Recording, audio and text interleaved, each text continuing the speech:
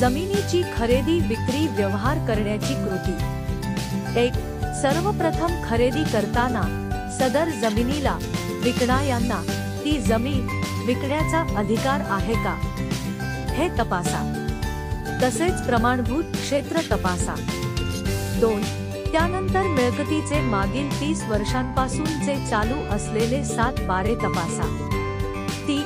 मागील 30 वर्षांचे किंवा त्यापेक्षा जास्त असे फेरफार चेक करा।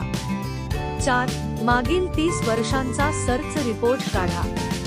5. त्या विकणाऱ्या व्यक्तीच्या नावावर ती जमीन कशी आली ते बघा। 6.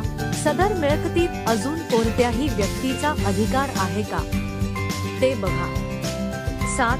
जमिनीवर बोजा, कर्ज गहाण वगैरे आहे का ते बघा। 8.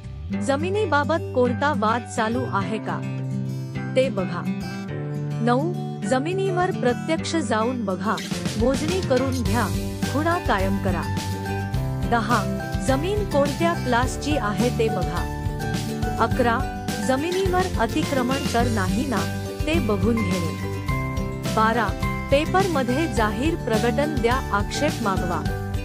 13. जमीन सामायिक असेल तर सहमालकांकडून ना हरकत प्रमाणपत्र घ्या। 14. जमिनीला प्रत्यक्षरित्या रस्ता आहे का ते बघा। 15.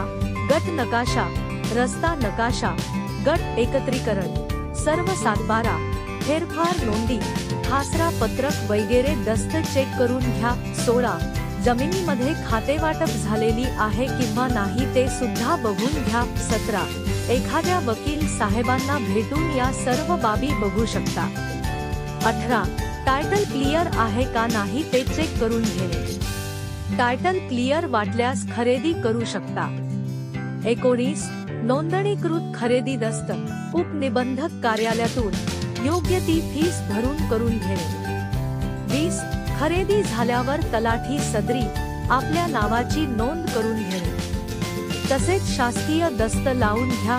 अधिक माहितीसाठी कृपया 9773786496 या क्रमांकावर संपर्क करा। धन्यवाद।